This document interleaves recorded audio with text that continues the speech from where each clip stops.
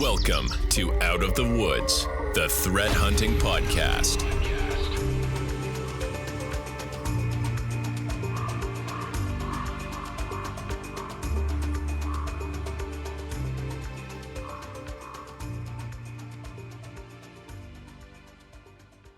Hello, everyone, and welcome to our Out of the Woods Threat Hunting Live Edition with the Discord Interactive podcast that aims to cover the burning topics related to all the threat hunting and security stuff you want to know about. Just a reminder, throughout the podcast, we'll be taking comments and questions from our Discord server. If you want to participate, make sure to sign up using the link in the welcome message. And with that, some brief introductions. I'm Scott Poley. If you want to check me out on LinkedIn, you can see a long list of random experience. And connect me there too if you want to continue the conversation or ask more questions after the fact. And I go to you, Lee. I'm Lee Arcanal. I'm a threat hunter here at Cyborg Security and having some fun tonight.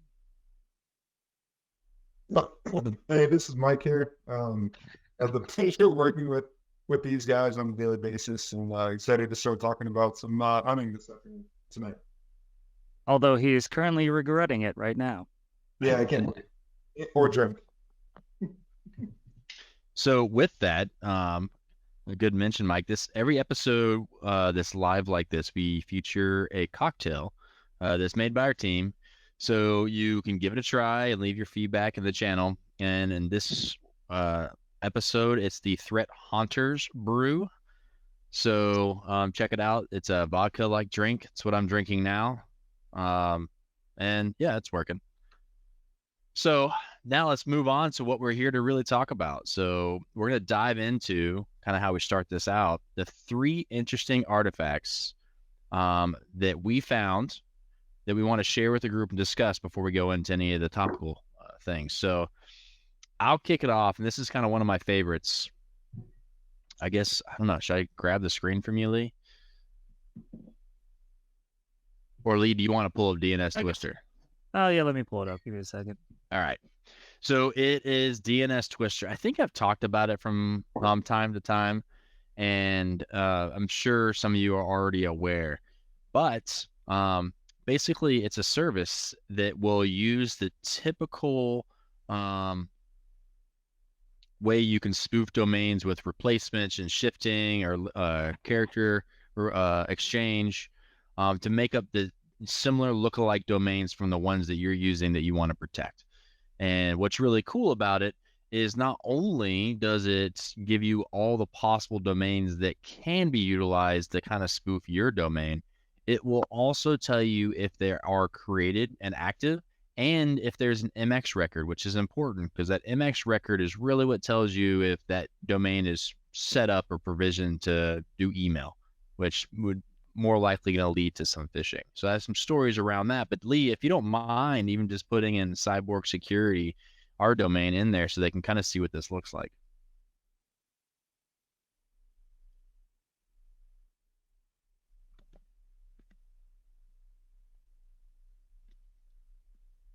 So as you can see, the first view that it is actually showing are the 7 that are found that are active domains. And then it can pivot to which ones have the INX records available as well. Now, something to be cognizant of. So a great approach to using this list, and there's the available list too. It's all the possible domains. So there's 560 other domains that potentially could be used to try to help spoof Cyborg Security. Some of them are kind of weird, but some of them make sense. Well, these are likely domains you don't care about. So with that in mind, if you were to try to do any kind of preemptive blocking, for instance, it becomes a very effective tool in order to basically not have to worry about those types of attacks. I've seen in exercises and I've also seen in real world where this has been effective just because you're able to take this kind of proactive approach. I don't know if we just lost Lee. I think so. Something out of that time of year. You want to give me the screen, Soup? Yeah, so to your point, I think, and I'm going to take this off when I'm talking, I think you're always talking about active countermeasures, right? And using tools out there available for you. I think we mentioned Shodan before. I think DNS Twister is a great example of another open source tool that can be utilized to protect your own environment. So if you are a security engineer and an analyst or a hunter, punch this in, punch in your domain, see what comes back, see what INX records are found.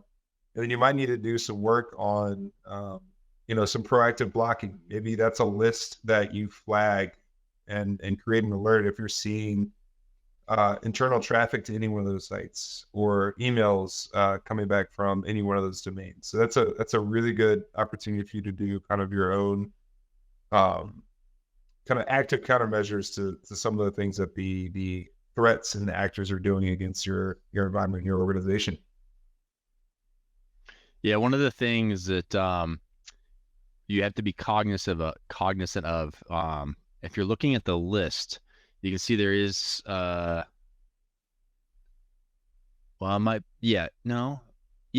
Security at the bottom. I think that's our actual domain, right? And yeah, that's one of them. Again, it's a hosted service, right? So those right is our domain. I'm glad to not see any other INX records up there. So that's good. Well, the thing I wanted to say about that is we have seen, and this is what we've done on accident, where we took this list and we want to proactively block it, and we didn't pull out our domain, which is listed. So we end up blocking ourselves. Whoops. Yep. And that will cause an outage. Is kind of frowned upon. But knowing that if you're going to use this information, make sure you're paying attention and you're pulling out your active domain, the one you're searching on. Something I wanted to point out as well. So this cyborgsecu.ready.com, which I think that's a Korean flag. I'm not sure. Not really savvy in all my flags. Yes, I believe so. But when I click the info button, it tells me information about the domain. And if I saw the date when I looked this before, modified 1026. Oh, So yeah, like today, based on their time frame. So it's interesting to see the potential dates when things are spun up. So it's interesting why that happens for us in this instance. The other thing that I thought was really interesting, so sometimes you're thinking this might be protecting you from phishing and the like. Now, when we put a block in where I've worked previously before for the domains that we were trying to protect, we actually got hit. So that was obviously, we had this list, so we want to know when it was actually being actively used, but we knew it wasn't going to be successful. So what was really interesting was we started getting these hits on the alerts on this list, and we assumed it was phishing. And what we had found out, it was our printer that was trying to send documents. And so we investigated this because it was a printer nearby we can go look at, and people were trying to fax documents to their email because that's how it would work. But the keypad was how they had to type in the domain. And it was one of those ones where you had to like press the number to get the character. And they were fat fingering it because it was so much easier to fat finger, right? And we're like, wow. And then think about what important, like, I feel like you only fax important documents or expense report stuff, which was in that, right? I feel like there's not many options of why you would be faxing a lot of things. So, and the domains that they were getting bounced off of had INX records. So whatever they're faxing, that domain could be collecting that information, and it'd be weird why they'd be, using our domain for it. But it was kind of an odd thing. Like, do we just prevent an exfil of some data, that maybe was a really sophisticated attack? I don't really know. But it was just interesting to see the effectiveness and also understand the risk as well associated in the same purview. Absolutely.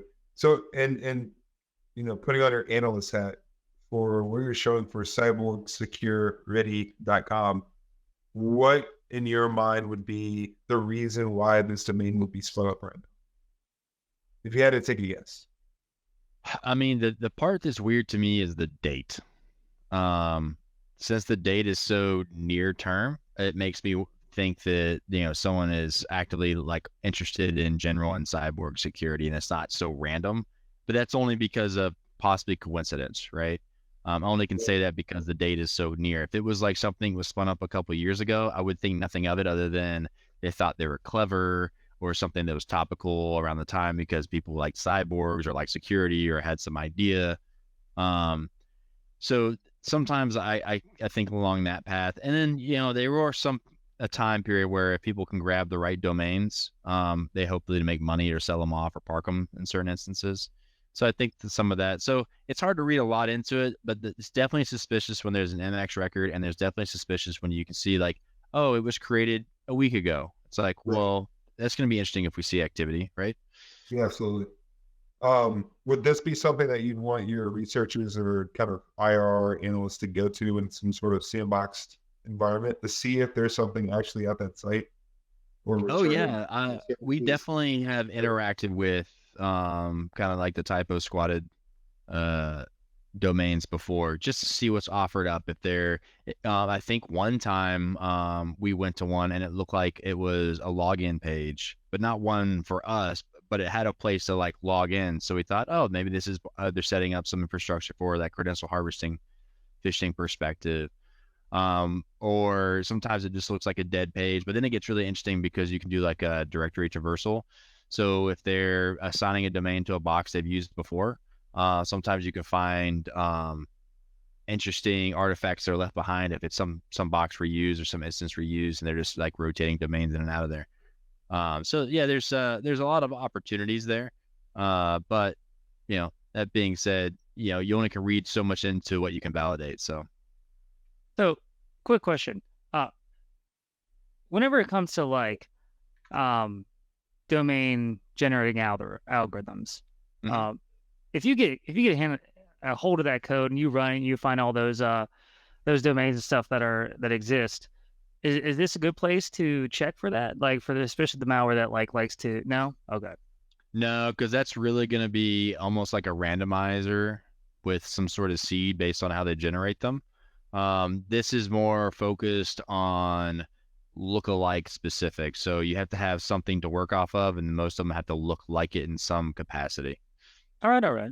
Cool. That makes sense. Now, what's something to note though, there are techniques to fake and typo squat by using, say, different characters from different, like, the UTF-8 or whatever, where maybe that you're using an A, but it's not traditional ASCII A, it's a different A, and so therefore you can kind of get away with it. And it will look like the legitimate domain, even though it's really not. I don't think DNS Twister accounts for every technique to typo squat. So that's something to be aware of, but at least gives you a good starting list where you don't have to think too hard. You can just say, yeah, there's no reason not to block these because there's no reason these will be legitimate to us. Right. Is there an export of that list that makes it easy to run through a block? Yes, I want to say there is, and it's probably going to make me, no, it's generating it. To right, That's it cool. says export to CSV. Yeah, There I you think go. that's what it was. Yeah. Because everyone uses Excel Yeah. no matter what. Remember to remove your own, right, Scott? remember What's to that? remove the legit domain, right? Yes. Uh, When you and export, then- look for your domain to pull it out of the list first before you block yourself. We found them. It's us. Yep. No, it was funny when that happened because it literally was like, man, anyone notice things just aren't working? And then someone came in and was like, what just happened? Like as if like everything just crashed. We're like, and one of the guys was like, I think I know. He went in and was like, "Bloop. All right, we're good. Yeah. Fun times So- suck. If you have nothing else, I have one more thing to plug. It's a shameful plug. Shame. Yeah. Shame. And that is I recently got a white paper published through Sans.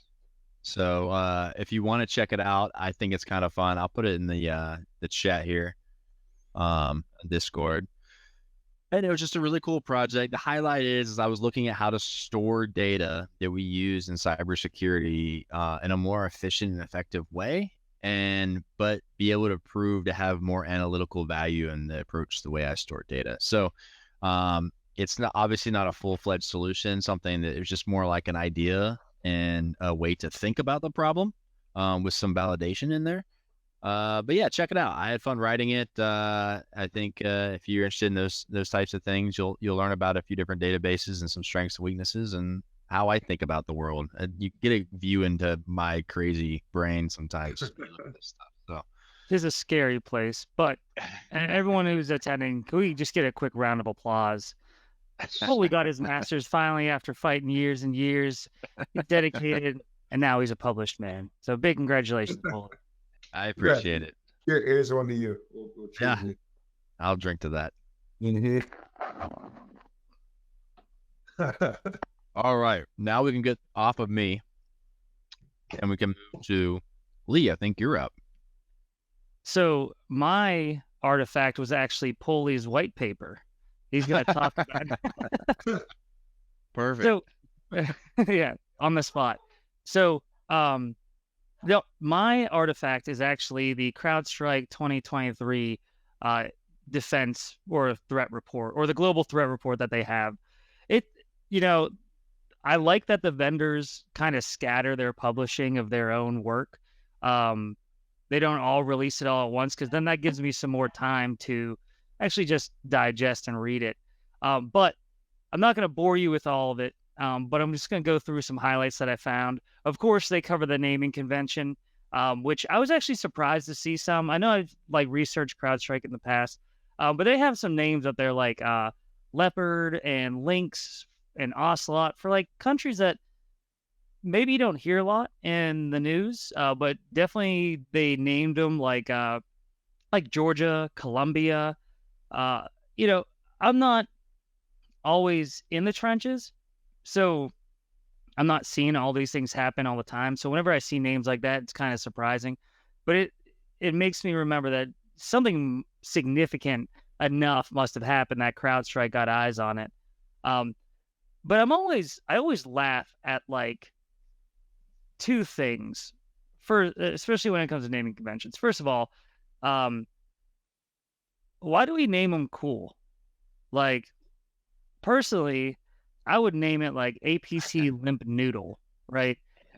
Really just one, if you got attacked by them, maybe it would hurt a little more. But then, if you're sitting there saying oh, we're APT Ghost, we're APT Hammer or Thor, that kind of draws to those people that are man, I want to be a part of that. I want to do what I can.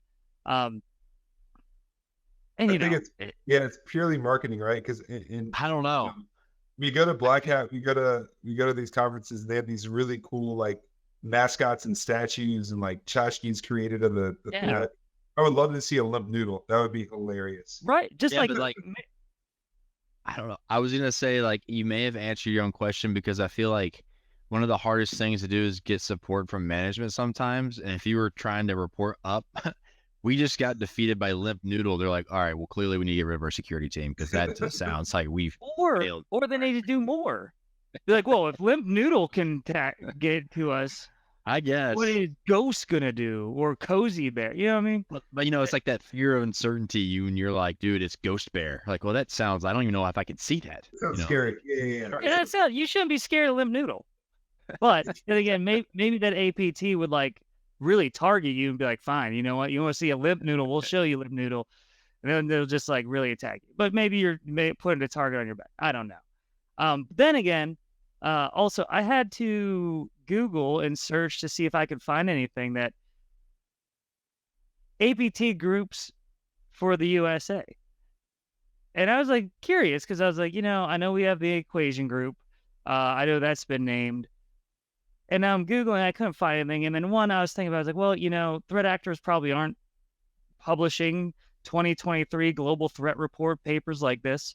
If they did, that would be fantastic. You would they had a defenders report, who failed the worst this year?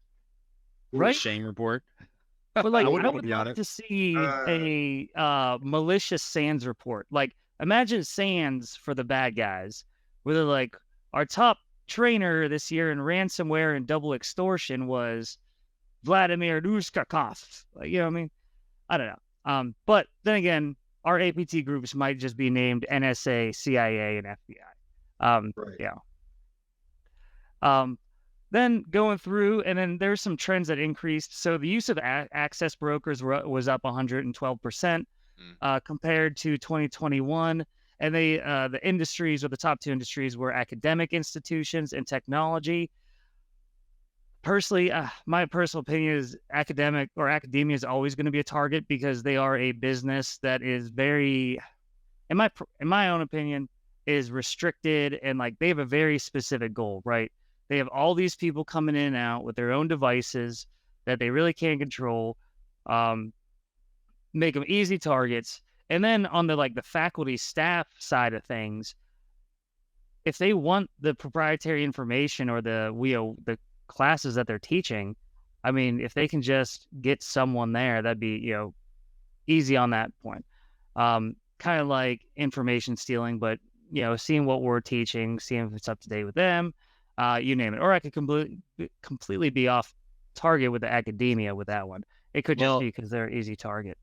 Yeah, so I know in some instances, and this was more of a North Korea thing, and it was kind of further back in the day, but academia was a big target because it was reliable resources that were always up, that were easier to get to, and had incredible internet connectivity because they're basically like an ISP for thousands of people on campus. So they typically had the fastest rates and speeds. So it's like now you have like a great thing to pivot through that you're not going to be limited on throughput, and you have accessibility that will maintain.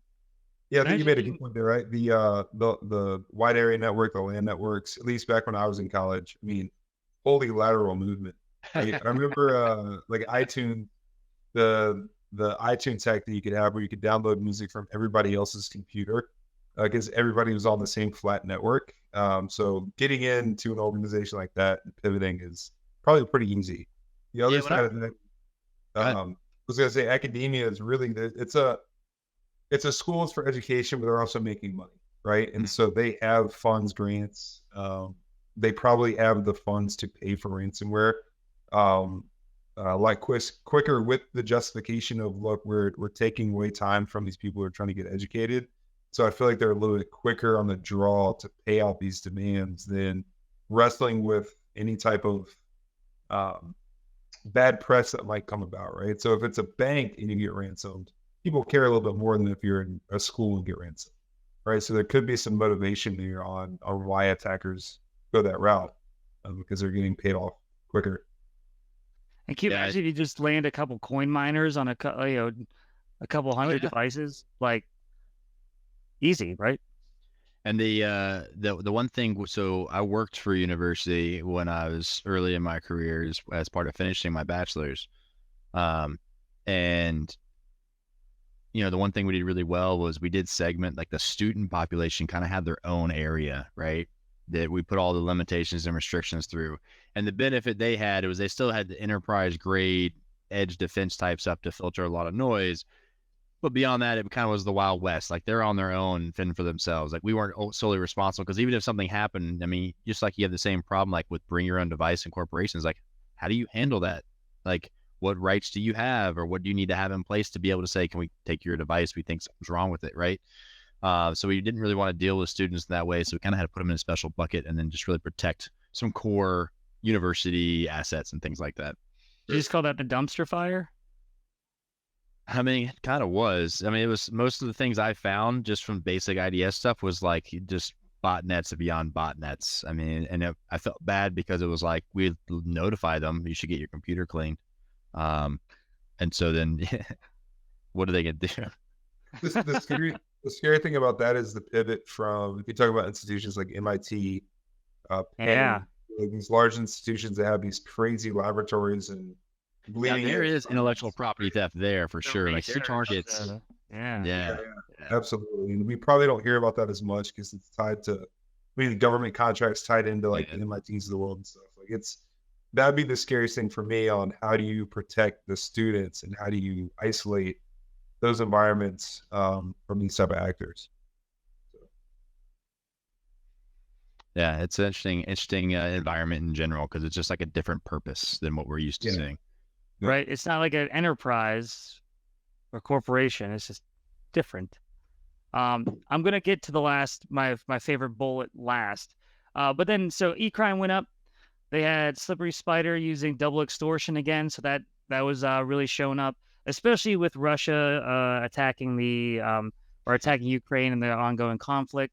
So they had the RAM, they encrypted the network first, and then they exfilled all the data first, then they encrypted it. So they said, hey, pay for the decryption key. Oh, and by the way, pay us so we don't publish your information on the web. Scattered Spider was the APT that was really hammering the MFA. So going for like, they would phish, they would set up pages for Okta, VPNs, and then they would social engineer people once they got their legitimate credentials.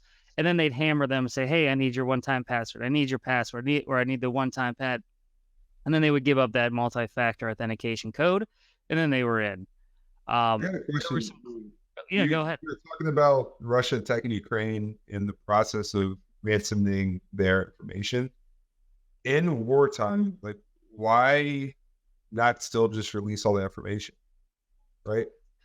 Does that Are you referring to Russia as a nation state, or like the hacktivists that or support ransomware people that are supporting Russia? Because I feel like there's like two different like kind of fronts going on, right? Right. Was this article specific to the nation state or the activists, I guess? So they began with they started with the nation state, right? The one thing I didn't mention because I didn't want to read the whole report to everyone, but the nation state actor, I would, the nation state actor, what they first did was they went in and started using wipers. They just started destroying everything. And then once they realized that this wasn't going to be a 3-day special military operation, they started to shift to intel collection, data collection. So that was like the nation state. The affiliates, or the Cozy Bear or the Scattered Spiders, or like the e-crime Russian bears that were hitting up, they started really.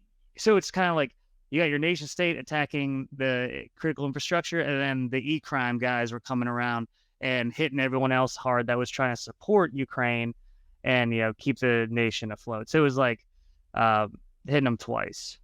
Does this talk about any Ukrainian operations attacking Russia? I don't think so. I don't believe they had that. Just curious. I mean, it is an interesting view, like from the Western world. We know about all the Russian activity, Right? But I mean, Russia is not obviously disclosing to the rest of the world how they're being attacked. And that really would be interesting to see both sides of that, like cyber warfare, right? Because there's got to be some, and to what scale we don't know. But I really liked this graphic, so I was kind of looking at it as you were talking through this, Lee, and I have it up on the screen. But it's basically trying to graph the activity of like the intel gathering, the information operations, where the disinformation or whatever they do, plus the destructiveness that they were doing from the war from Russia towards Ukraine. And it's interesting to see the rise and fall of activity, the sustained rate of the intel gathering, where information operations also fall. So there are ebbs and flows to operations. And when I see things like this, and I've done this before, I forgot that's what I did this for when Russia actually shut down the power in, what was it, 2017 and then 2015, those time periods, based on a talk I listened to. Yeah. Black energy. Yeah, so there were timelines for that, and I took like something like this and basically said, well, what was happening real world, like geopolitical, what was happening, whatever. And it was really eerie how there were things that lined up perfectly, right? And from an intel analyst perspective, I think when, because sometimes, I don't know why we get asked the question, but sometimes the question comes up, well, why are they attacking us, or why do they care, or whatever. And when you have information like this, I think you actually have a say with a higher confidence, because you never say with 100% certainty that, hey, this could be likely linked to these activities, and based on this, whatever. So it's always really fascinating when I see activity graphs like that, and then the fact they broke it out and there's 3 different categories, so you can kind of see what leads to one versus the other. Like there was an uptick of really nothing but intel gathering, but you see there's an uptick, so something has to follow. And even then it like steeped up before we get to the destructive stuff, then it's really started happening, like kind of all ramped up together. And then how intel gathering is at the same rate as it was when it peaked at the beginning, right? That never really went away. It just created a stable baseline, while the other activity has gone back to the planning phase, gone back to what are we going to do next phase. And then they peaked up again in Q4 2022. But those are things to realize, right? Like if you think, oh, we got hit and we're not going to get hit again, or what's the likelihood? look at that intel line. They're still gathering information. That means they're still planning for something, right? So it kind of gives you like, where do you need to be paying attention in a way? But I don't know. I've always find that fascinating and like speculating on those things. But yeah, tying that timeline to real world events is always a fun exercise. I absolutely thought of you while I was doing this because I knew Really? seriously, every time. Because even back in our SOC days, whenever Black Energy came out, you were all over. You're like, well, this is what happened. Russia was putting a bunch of troops by the border and like military exercise. And I was like, wow, like I hope you include that in your white paper. No, that's a separate paper. If not, disappointed. Right? No, that's an ongoing one. Then we move on to some cloud TTPs. This was actually really fascinating to me. I think you may have skipped it. I don't know. Maybe it's up one. But either way. China Nexus was, I think, the next, but yeah. It's going up. They talked about cloud TTPs, especially because everything's moving to the cloud, and that big buzzword has been start hammering away. But the fact that they're starting to identify how things are being, or how the same tactics that we know and love for the enterprise and for the on-prem, and that we're really used to, how they are moving towards the cloud, how they look the same, or they are the same, but they're just looking different with the event or the logs, the sources that they're really targeting. Just to talking about initial access, discovery, lateral movement, privilege escalation, defense evasion, data collection, impact. So just things that we're used to looking for, we just have to look for them differently. Then we moved on to, China Nexus adversaries activity increased. So what they noticed, which I thought was an extremely tactful move, and I don't like to give adversaries credit, but I got to give them credit where credit's due, because the APTs and affiliates in China, they just started focusing on web-facing services to gain initial access. And I was sitting there like, well, they're really good at web shells in China. Yeah. And so why not go with your strengths? Why not look for, and of course they got the time, they got the resources, they got the people, they got the knowledge. Why not focus on that? So they were really sitting there like collecting all the, or they got really good at exploiting publicly known vulnerabilities in a very quick time. And then they still had the capability of the smarts and the manpower and the knowledge to come up with 0 days as well. So they were using 0 days and these brand new, exploiting vulnerabilities even before they could get patched to gain initial access. If you can bypass the human of social engineering that's needed for phishing, and you could just land on any device or a public-facing web service, why not? And that just blew my mind, because it's like they don't even need a phishing email. They probably have a ton just in their back pocket if they need it. But if they're just focusing on this, then why even bother?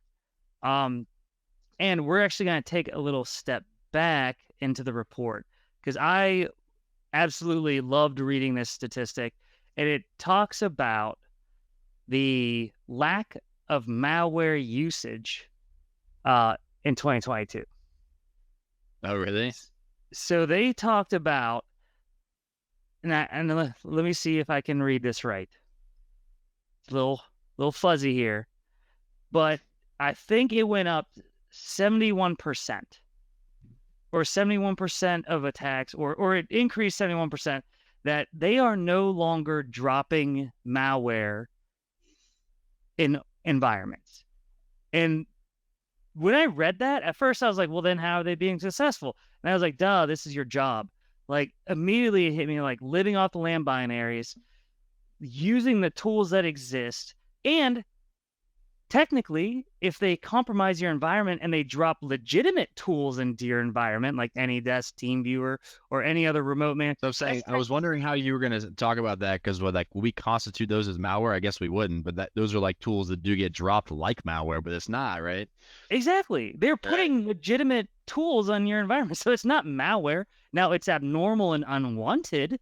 Unapproved software.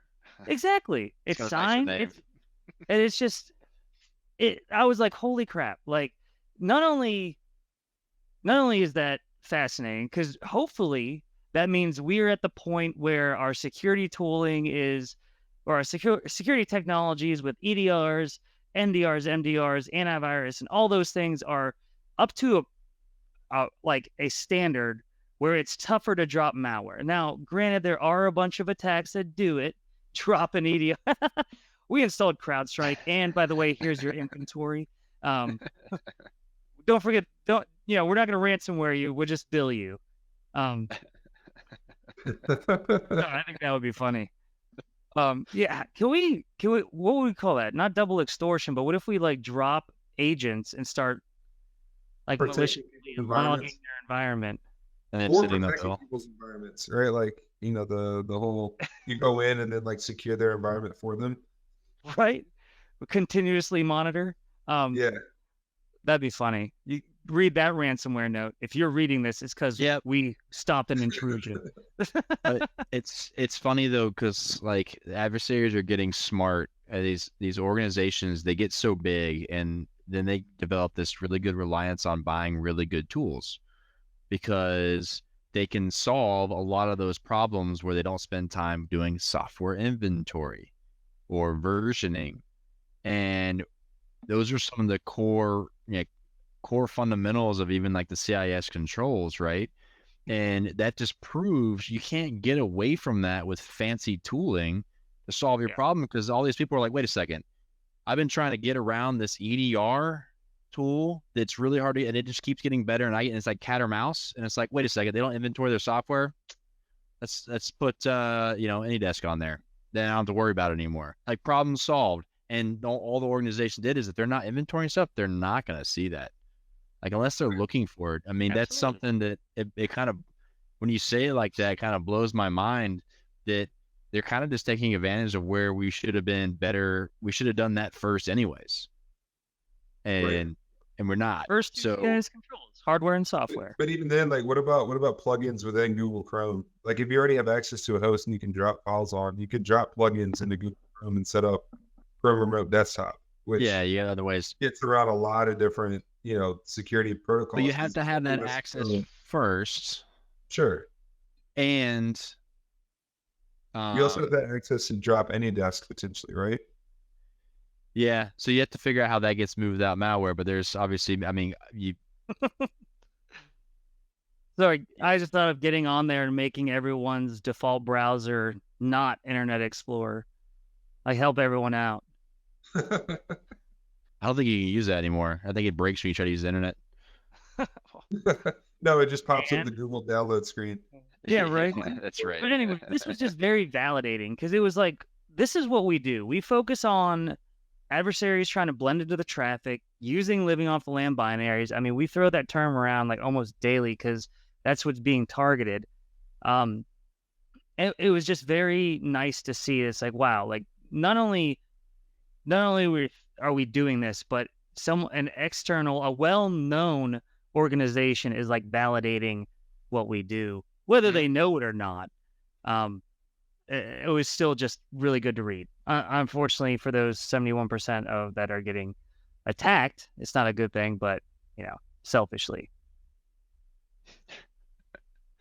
Do you think that's because of the rise of the ransomware as a service organizations and the kind of reusing those behaviors and tactics where it's the tried and true? So it feels like a lot of adversaries, actors, malicious groups are moving to that type of infrastructure, right? And so as that increases, the options available for you to infiltrate, exploit, lateral move are baked into that service, right? It's not like you would then go drop your own malware into, you're going to follow their playbook, right?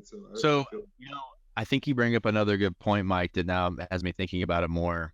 one of the things we used to see with adversaries before the ransomware regime, whatever you want to call it, was that how do I get access and leverage and maintain persistence over a long period of time? So then you'd have these packages and malware and hooks into things that would exist in multiple places, even though maybe on the same system.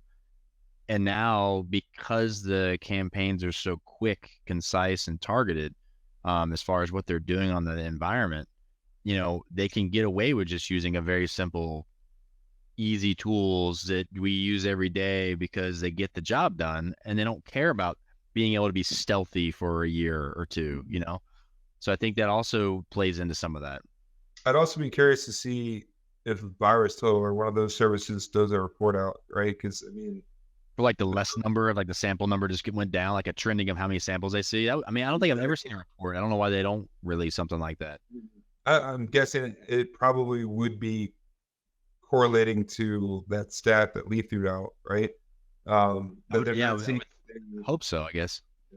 And I'd be curious if any runs, the sandboxing, type of organizations, if they're seeing a dip in people caring about, I think Palo Alto has a service, Wildfire, right? Like if they're seeing less and less and less submissions to those type of sandboxes, and why, or if they're seeing more submissions of legit AnyDesk. Yeah, so I'm saying I can see the submission level staying the same, but the detection rating, like where does that fall, right?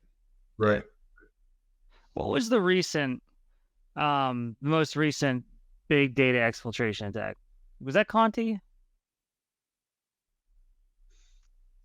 No. I'm trying to think of emerging threats that we've written. It was the Move It, if you really want to talk about the most recent exfil. Was it Move It that was like publishing all those big names? They were making very public publishings of things, yeah. So you said ransomware, Mike. And I thought about it, I was like, but that might mean that there's a malware being dropped at the end, right? The encryptor. I was thinking more of data exfiltration. Well, it's not like malware didn't grow. It just didn't grow as fast. So it's like the malware that's being utilized is kind of like the same malware, like nothing newly being created, new functions, new whatever. So I understand that people can like roll hashes on things because they can modify some of the code. But at the end of the day, if it identifies the same when it gets detected, would you consider that new malware, even though it has a different hash? I don't think it would. Yeah, is that the stat, that new malware, or just malware in general? I think it's malware. Okay. And are encryptors considered malware at the end stage of a campaign? I think so. I think we group ransomware into malware. Because I was thinking about it, I was like, well, what's a living off the land binary that you can use to exfil data? And I thought about it. Anyone listening, anyone have a chime in on that? Would you consider ransomware its own thing, or would you consider it fall under malware? Comments from anyone that wants to say. That's a good question. Right. But yeah, that was my artifact. Cool. On the mic.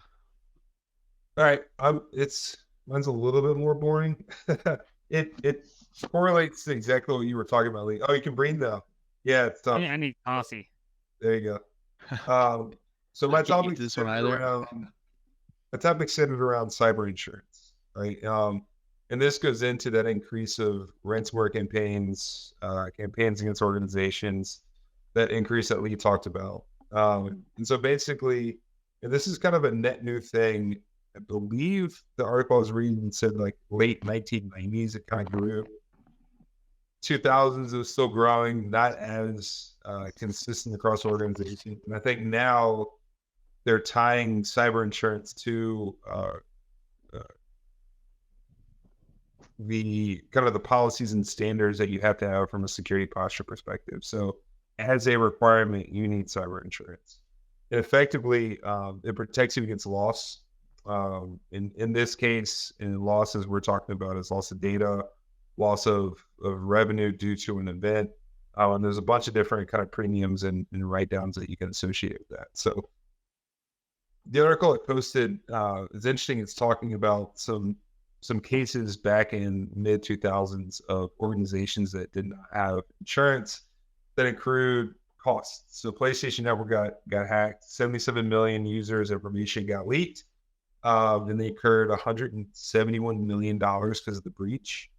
And they didn't have cyber insurance, right? And so now what we're seeing is, or as organizations are starting to increase the insurance that they have, that the coverage reported and direct written premiums are skyrocketing. And in this other article that I found in 2021, they said that they reported approximately 3.2 billion in direct written premiums on the cyber supplement as far as cyber insurance is concerned, right? And so you could probably correlate the increase in those stats that Lee was talking about earlier in the previous article to those premiums getting written down on the cyber insurance side. Now, the problem with that is, and we've gone through and I've dealt with the insurance premiums and how to get it. They ask the bare minimum questions, right? Do you have a IPS in your environment? And that's one of the questions they ask. So that is an example of how it's antiquated. And I think people in the cyber insurance realm need to be a little bit more mature in how they're writing these premiums. I think in an article I saw last year, they were saying that it got to the point where there was potentially going to be almost the same thing that happened to the mortgage industry and the housing industry was going to happen in the cyber insurance industry. Everybody kind of overwritten all those premiums. Everybody was enacting those large coverages. The cyber insurance companies having to pay out millions and millions of dollars when they didn't actually have that to pull from. And we're really starting to see that now. I mean, I can only imagine what MGM's cyber insurance policy is going to spit out. I think I saw that they incurred a $54 billion loss in the 3 weeks that they were down or semi-down, which there's no cyber insurance company in this world that could pay off that premium, right? And so I think it is good to have. It does hold you to a standard of security practices and procedures and policies, but they need to get a little bit more mature on the questions they ask on those forums to actually enact that cyber security insurance for some of those organizations. So I'll open it up. Yeah, no, it's interesting you brought this article up, and kind of a quick plug. I actually had a great conversation. And it's going to be a little like private, edition podcast. It will be released, so you guys check it out. But I've talked with Violet Sullivan, and she is actually a really intelligent lawyer that understands the cyber element too. And we talked about cyber insurance. I think now she kind of works in that realm just as of recently. And so we kind of dug into a lot of these topics. And one of the things that I thought was really interesting was there's no regulation that requires cyber insurance. There's some state and local things that kind of push, like you need to be able to handle this risk. And that's like an understood option. But there's also some companies that know when they get audited, if they don't have cyber insurance and maybe they have some other finding that comes up, they look almost negligent. Versus if you have cyber insurance and say they find something else you might be in violation for, you're able to get like almost okay, not frowned upon as if you're being negligent. Because look, you're trying to do everything, you just overlook something versus, oh, you weren't going to buy cyber insurance and you had this.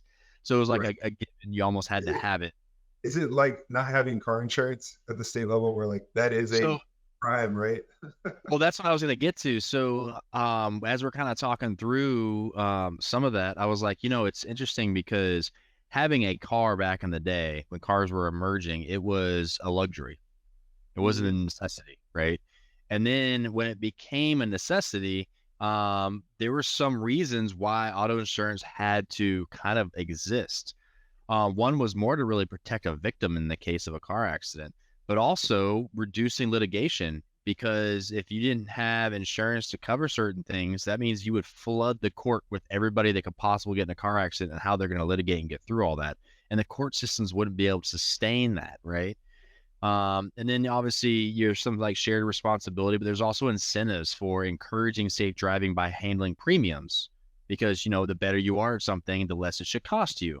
So it was a way to kind of govern that indirectly. And then they talked about some economic stability and, the unpredictability of accidents is why the auto insurance exists. But now it's required, like you said. Right. In computers, when you think about systems that are on the network, I feel like it's going to get to that point where if your company is of a certain size or certain value or can impact, the impacts cost X amount, you almost are going to have insurance. I'm not saying that's the way we should go, but it wouldn't surprise me based on looking at other things we're required to have insurance for. So we can call it a financial institution. They don't have cyber insurance. They get hacked. They're down for a week. They owe, I think one of the examples in one of the articles was talking about the insurance company that actually Equifax, they got hacked. And they had to spend $425 million to provide free credit reporting.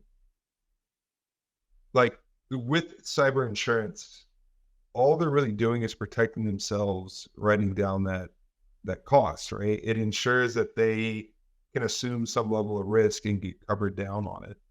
It doesn't increase their security posture whatsoever, right? And there's no guarantees that because you have insurance,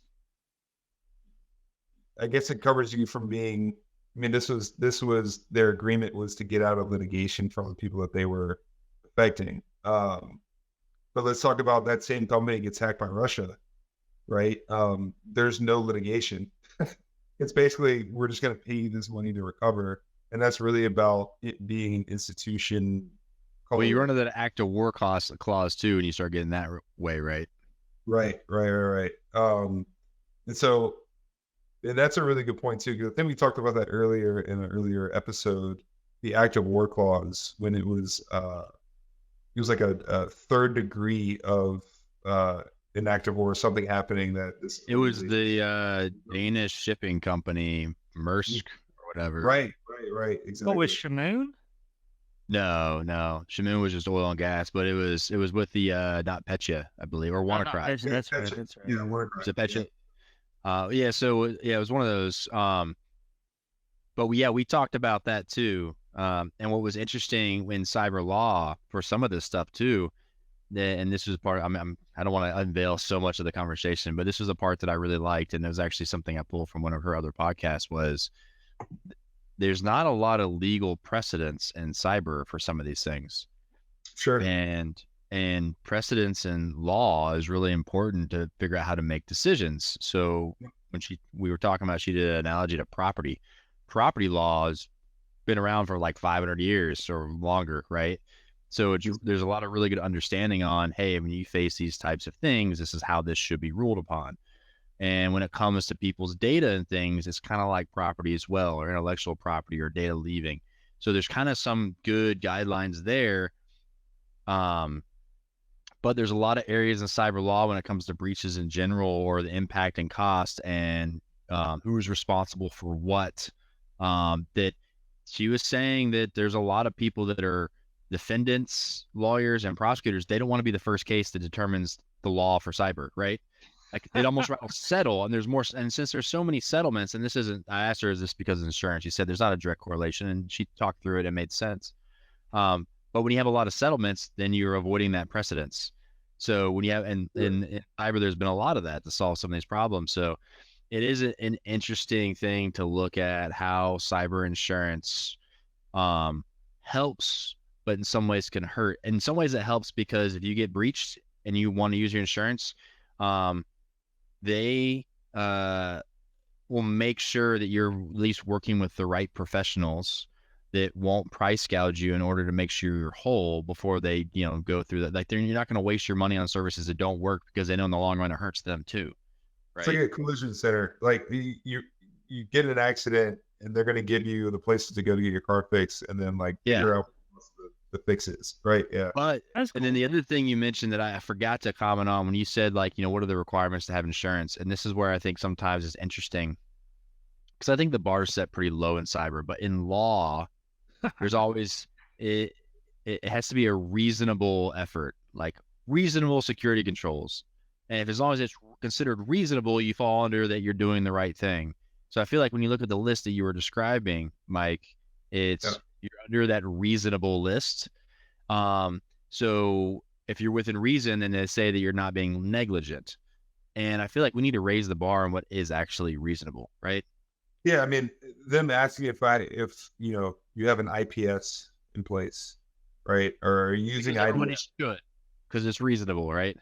Maybe, or it's not, right? If you're a large organization and you have to set up spans and taps and monitor all that traffic. That's a incurred cost that might be different than setting up an NDR solution or something True.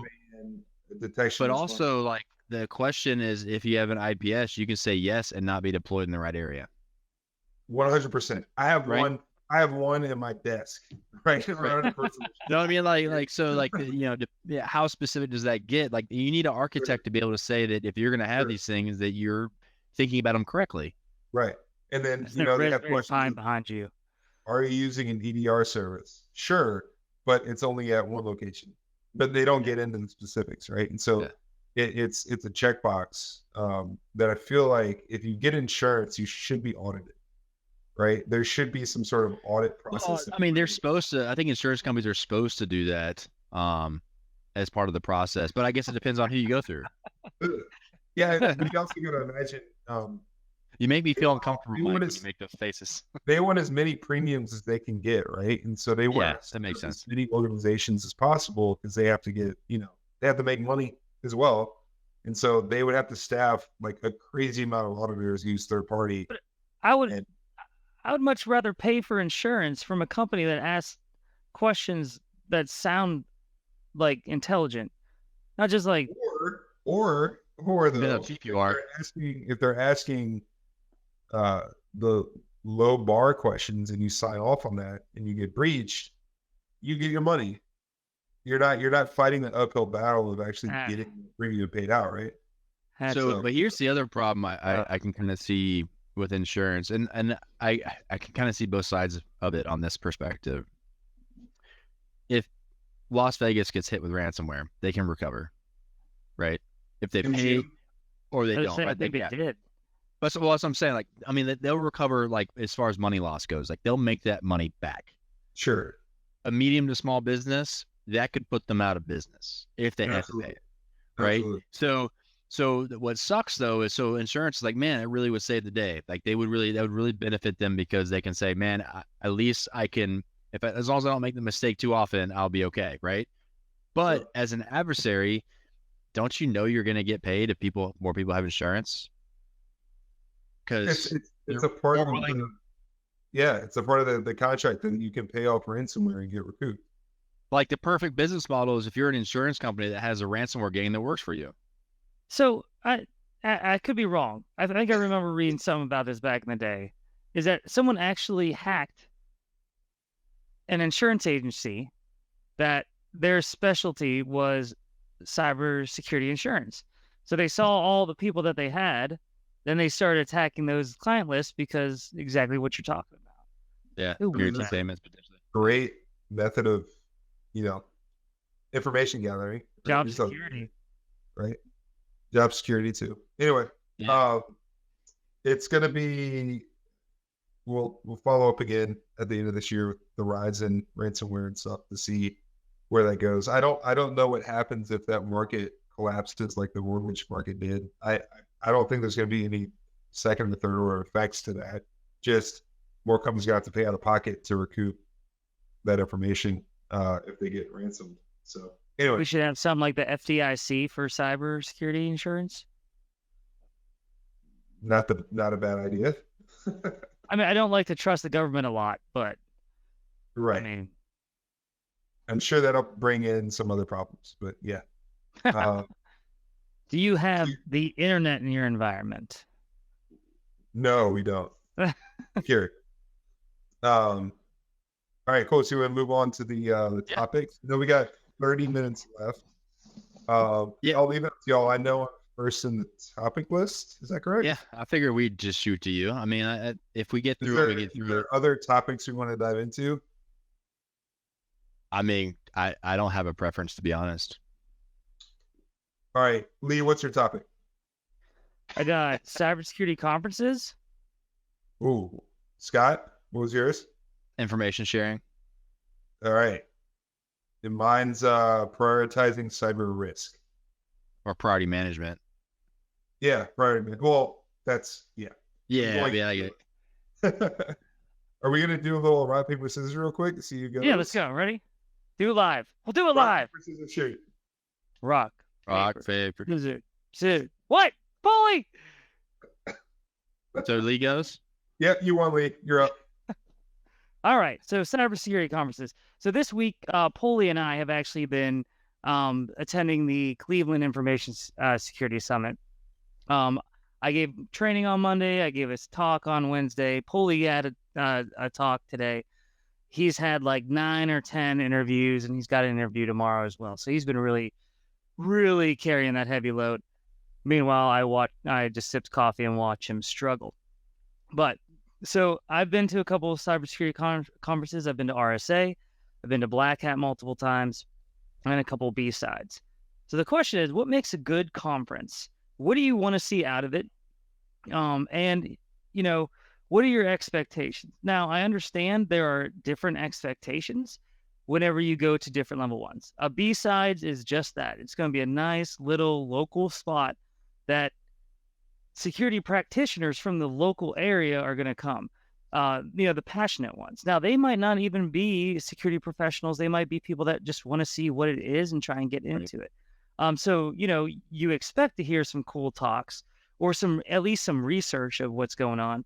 But when it comes to going to Black Hat and especially paying that amount of money, like, what are your feelings about, the outcomes of those conferences? I'll go to you, Polly, first. So, yeah, one, I love conferences, and I think they're definitely worth the time. And sometimes the suck value it is that get the time or manage the time to go to them. But like you mentioned, there's kind of different flavors or slices of that. And I think there's benefits to both the really large, like notorious conferences, like when you look like a Black Hat or a DEF CON or RSA, and then like something we went to that's a little smaller, the Security Summit here in Cleveland, and B-sides are sometimes smaller. And there's like a level of intimacy. It makes it sound like it's like a dating app of conferences. But like when you're at a smaller conference, you might not have like the big prestigious talks that are like the net new, NSA groundbreaking, this is how things happen in the world, or these are some things you should be scared about. But you really get to learn how people operate.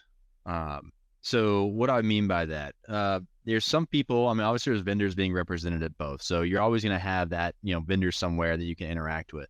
But you're going to have where people really describe what they do in the smaller conferences to solve problems more so than I think on the bigger conferences, because the bigger conferences are kind of dominated by vendor-based talks, right? Where you'll learn a lot about technology, maybe learn about how people use certain people's technology, but sometimes when it comes to maybe processes or something that someone has stitched together as an interesting tool set, or they created something, I feel like that hits the smaller, more intimate conferences. Because one, you're competing for slots to be able to talk to begin with, right? In most cases.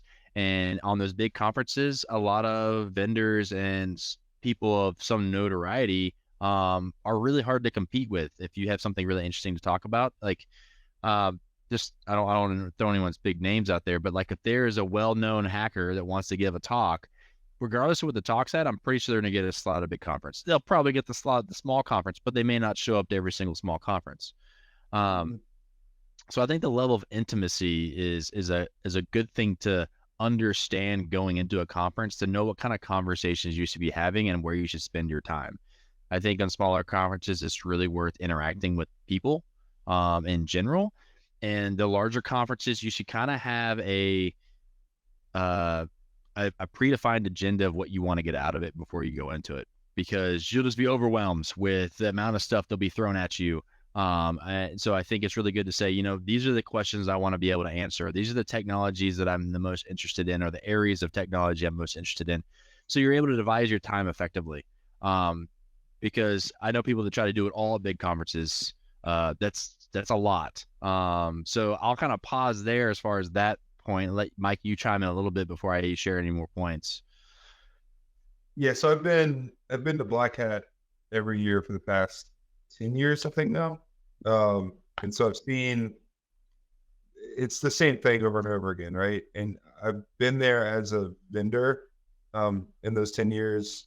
The first couple were like a vendor plus a practitioner. And so my focus was a little different. I was walking around looking at new technologies, trying to understand what other products and tools were out there, what people were thinking about. But I'm going to put myself in an analyst or an engineering shoes going to Black Hat or an RSA. RSA is also a whole other beast. I think you can get overwhelmed with the marketing BS.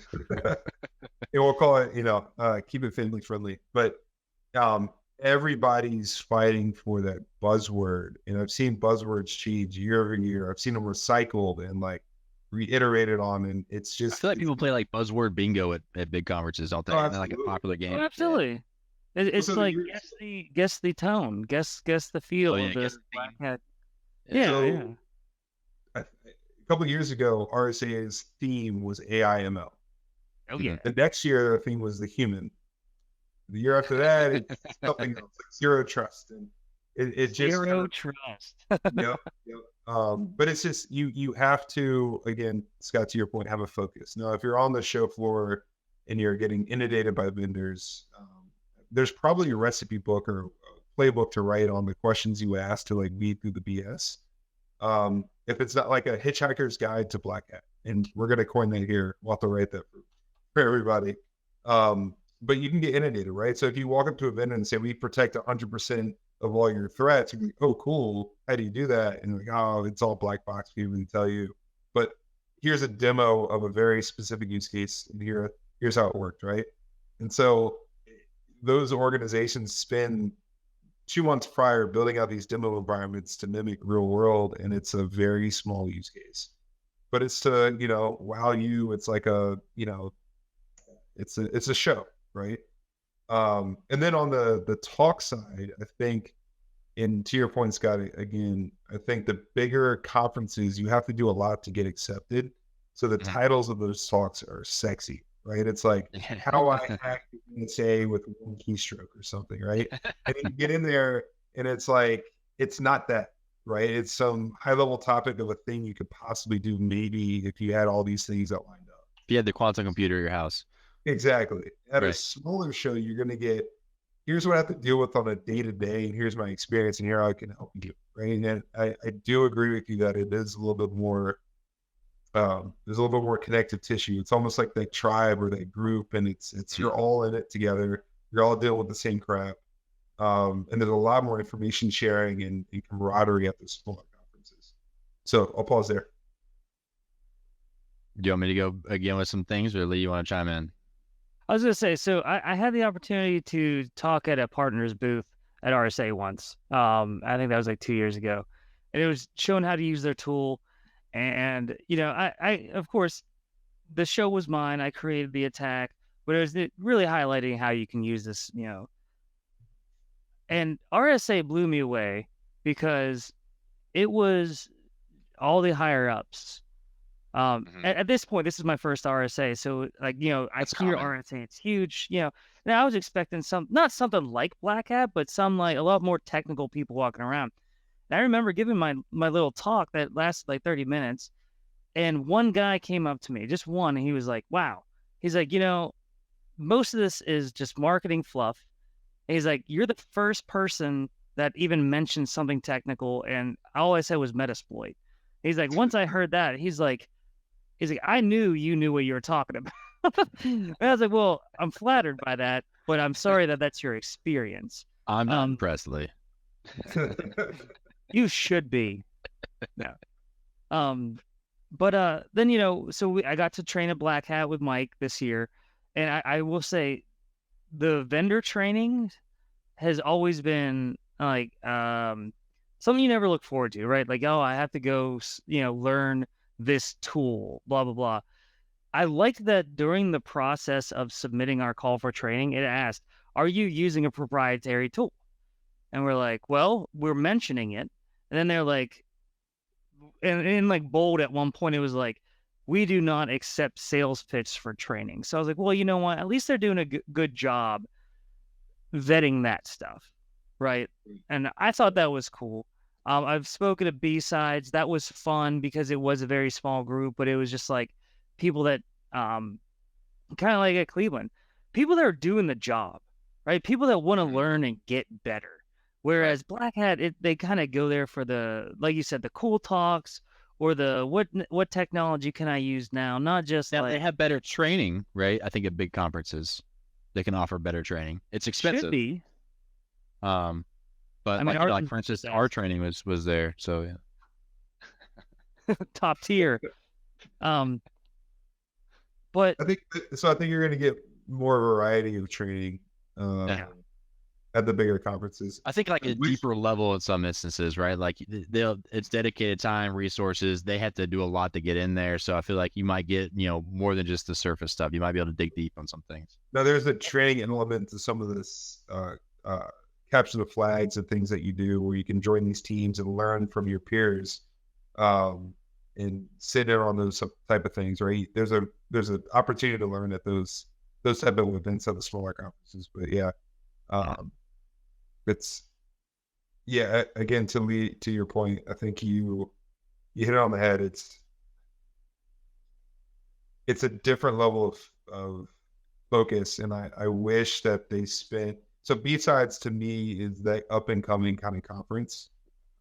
If I was running a SOC or a manager of a SOC, I would send my guys to the local B-Sides. Oh yeah. ShmooCon is one that is like, you can't buy a ticket for that thing. It sells out quicker than Taylor Swift concert tickets. It's nuts. But that one I still want to go to. But that one again is that like upper echelon of practitioner, right? It's a practitioner conference. I think they limit vendors or no vendors whatsoever.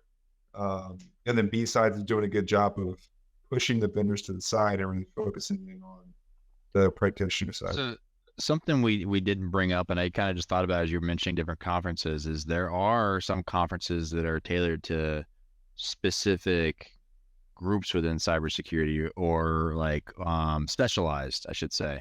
A good example is Dragos puts on a good conference in Maryland, and it's around ICS and SCADA stuff, right? And I think there's, and I've heard fantastic things. I've signed up to go multiple times and I had to back out based on other conflicts. But the people I sent, the feedback was great.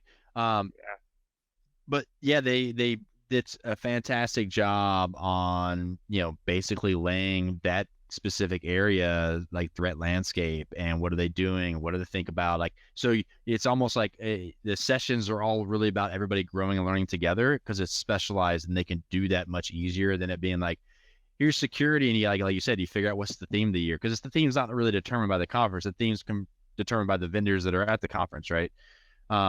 And the other thing I think is important, and it's kind of an art, but sometimes I'm successful with it, sometimes I'm not, but how to talk to vendors at a conference. The Hitchhiker's Guide to Vendor Discussions, right? Yeah. Right. So no, that's why you just call them out right away and make them prove. This is crap.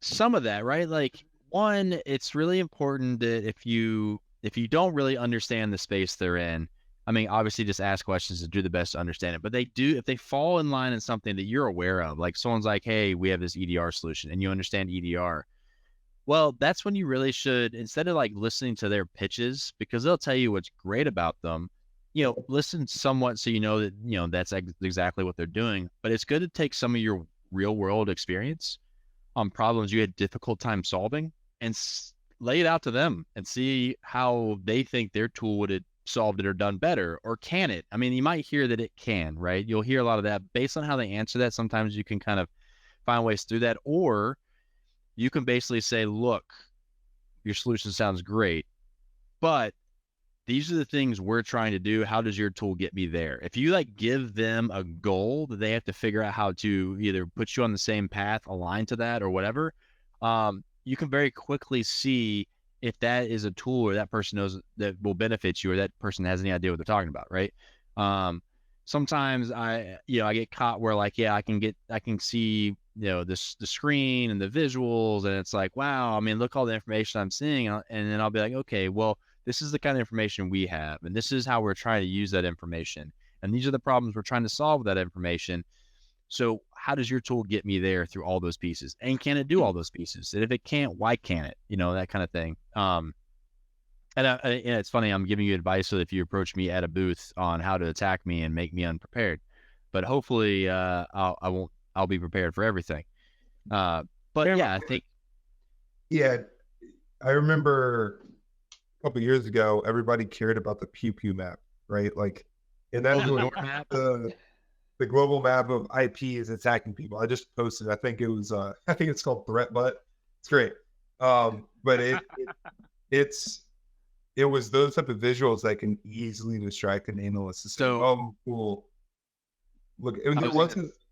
Oh, sorry. There was that cyber company that hired the UI UX graphic designer from like Tron to build this like amazing map. I can't remember the name of the company. I don't think they exist any longer.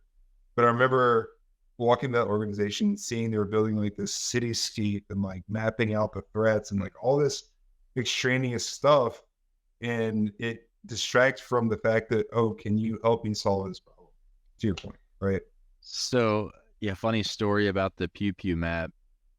That was the one Bane, like we would have to do demos, and obviously in a SOC. Like I don't know how many SOCs you travel to, but some people spend an outrageous amount to make SOCs look super sexy because the sexier it looks, the better SOC it is, right? Yeah, and then I remember I've been impressed when I walk in and it's literally like a fold out wooden table and 2 monitors mounted to a wall, and that's their SOC. And I'm like, what are you guys doing? And they described it like, yeah, that's a really cool approach to, for having 2 people and just this, like, but either way, I used to get beat up when we do a demo, and the first question that some of the leadership would say, well, where's that a map? Where's that map with all the shots going on? Like, that's what they cared about the most.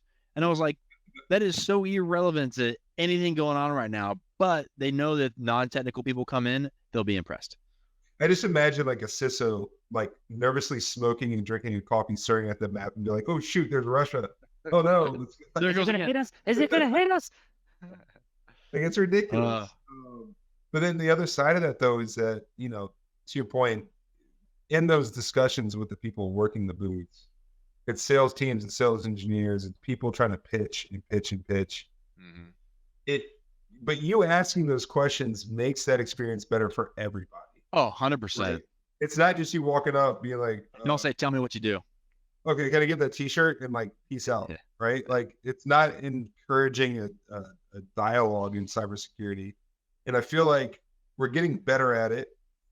I feel like the smaller conferences are getting better at it, but there's such this stigma of people who are really smart in cyber not giving away all their secrets or talking to people or like hoarding that knowledge.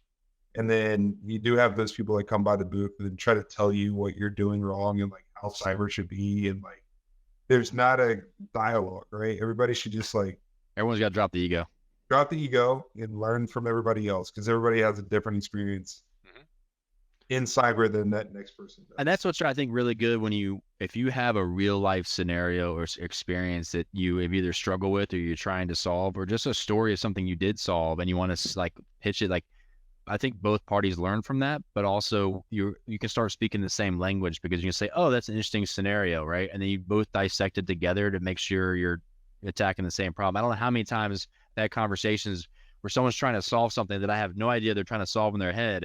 So they're like walking me a direction. I'm like, no, that's not what we do, but if they would have just told me, well, this is what I'm trying to do. And I could say, oh, we don't do that, but we do this. And let me explain that. And that's why, this is why we think this is important or whatever. Right. 100%. And I think this is probably a message to all the vendors out there. Like, ask the people questions when they come in and talk to you. Don't just immediately start going into a demo. Oh, like, yeah, that's true. What's your role in your organization? Like, what are you struggling with? What would you like to get better? Right. And like, it's a two-way street. I know a lot of times vendors would be like, oh, look at this map, or look at this feature or functionality. And they're talking to a CISO and not talking to a practitioner, or vice versa, and like understanding the personas. So I don't know. I'm curious to see the iteration. There hasn't been a big conference outside of RSA or Black Hat that's come to light. B-sides have been small. You have some vendor conferences that have blown up, like Splunk, like Conf. They used to have like DerbyCon and things. I don't know if DerbyCon came back, but that was Kentucky.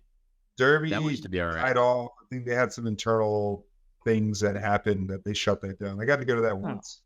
And they did a really good job of separating the vendors from the practitioners. Yeah. CrowdStrike because they're foul.con.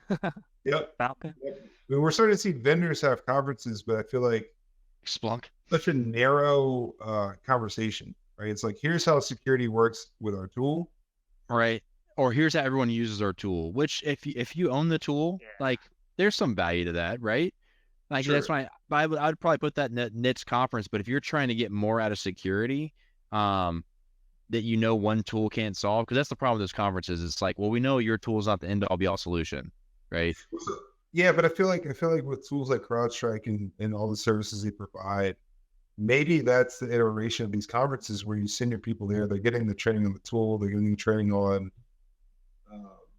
the kind of the features and functionality, how to operate it. Especially if you're talking about that tool having EDR, NDR, XDR, like all the things in your environment. Well, it might be the place to go.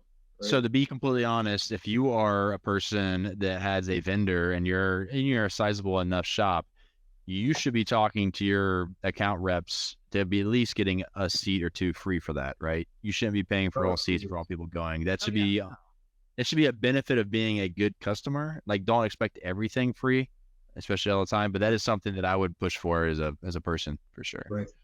Yeah, they want people there, right? They want to be the. I don't know what the angle is on those vendor specific conferences, but I would love to see. Maybe it's retainability, right? Maybe it's people that they know if they go and they see this, their people renew. They won't drop. I think I'm there with you, Paul. I would love to see Splunk conference be nothing but people talking about how they use Splunk to solve problems, or like cool customer success stories. Yeah, absolutely. But the problem with that is you have all these people talking about, if I'm big financial and I'm talking to little mid-market vendor and I'm saying I use Splunk, yes, and I have 1 million logs ingested a second, and then this person can't pay for the visibility. It does kind of set yourselves apart from it's that pie in the sky thing. Yeah, it's a tough thing to address everybody that would participate. Sure, absolutely. Probably I just had your tool. I would love to see B-Sides do a nationwide, a national conference. Absolutely. I think USA. I think there needs to be something outside of the Black Hats and the RSAs to push competition, because both of them, they're far enough apart where they can just do the same thing.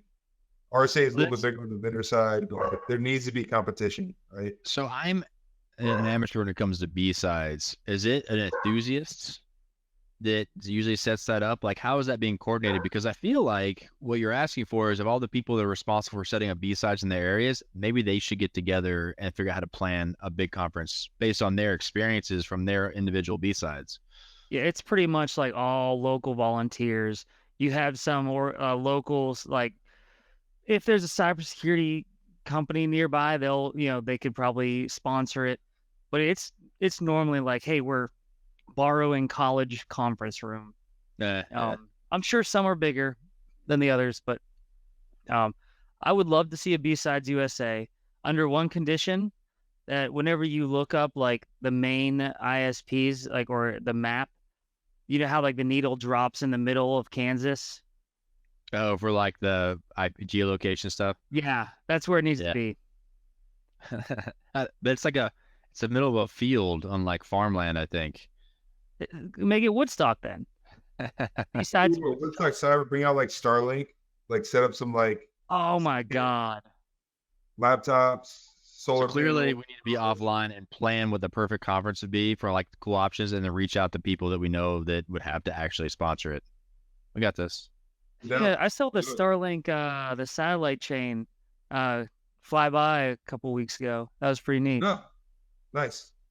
Nice. I think they're doing a point-to-point SMS soon, which random, but could be if we're talking about cyber, it could be a good backup solution for your data center, right? Internet. Yeah. So we have 6 minutes left. Yeah. We didn't answer what makes you cringe. Real quick, right off the hip. What makes you cringe at conferences? What makes me cringe is homeless people defecating on the sidewalks. San Francisco? Yeah, I don't know, things like that. So I think the setting is important. I was say, what part of Cleveland were you in? No. I get burnt out really quick when I'm around people that think they know more than the person next to them. So, and you run into that a lot at conferences, and that to me, like I was having a conversation today with some folks about how I do not want to be identified as the smartest person in the room. I might know some things, but I'd rather be looked at as the dumb person. But when I have that but that burns me out because someone comes up to me and I'll play stupid just to have a conversation, and they'll be talking like things that I'm like, I know clearly whatever you're saying, and I just roll with it, right? I guess I'm not enough of a jerk to just shut them down, but it drives me nuts at conferences. Yeah. The ego is huge. What about you, Mike? Some people. I dealt with that, Scott, to your point. I mean, especially working booths for the past 10 years. Yeah. You have people come up to you and tell me what we're doing wrong, right? Or how we're not thinking about it the right way. And I can accept criticism, absolutely. But if it's framed in a way that I know everything about cyber, and when I hear I have 25 years of cybersecurity experience, I kind of like black out a little bit. Yes, experience matters. And I 100% understand. But what you do during that experience matters more. Correct. And yeah, I think to your point, Scott, just level set yourself. Like, not everybody, and I think that's what worries people. I've been trying to mentor some people to get into cyber, and there's all these barriers to entry, and it seems like a scary field to get into. But I think it's because of these people might have interacted with, right? I don't know, just humble yourself a little bit, right? And then the swag, right? Everybody, I mean, I've seen people walking around dragging suitcases behind them with t-shirts and stickers and stuff. And again, the focus of them going to the conferences should be to learn and to grow and to having these conversations. And it ends up people just wanting to get stickers and t-shirts and not really like engage with the vendors and the organizations. Yeah. Lee, what makes you cringe? I just like the outlandish, the marketing that's just completely out there. We're going to make ransomware a thing of the past. We'll protect you 100% from Russia. You're like, really? I saw a couple of years ago, I saw 100%, you're protected 100%. No, I thought that was last year. Or last year. I was like, oh, yeah, really? Okay. We were talking about that. Yeah. And then the 18-foot statues and, you know, the enormous expense that vendors pay for booths is ridiculous. It's nuts. Yeah. I mean, these conferences make a boatload of money off the backs of the vendors. To this point, I mean, here's the thing I would love. Instead of all the stuff I hate, I would love a bake-off. So, brownies. EDR tools. Oh, brownies. No, it's like if you want to compete as a vendor, you have to be a part of a bake-off in your sector. So you have to define yourself as something, and then you show up, you bake off, your results get posted, and you get to participate. That would be an interesting conference. And then you defend it. Like if you're not 100% covered off that bake-off, let's say you have 75%, defend the 15% different or the 25% difference. Well, it's a great conversation starter. Well, we did 75% because this 25% focused more on this, and this is not what we specialize in. But and that's why you need threat hunters, because we don't focus on the 24%. You should be actively hunting for your threats. Boom, tying in.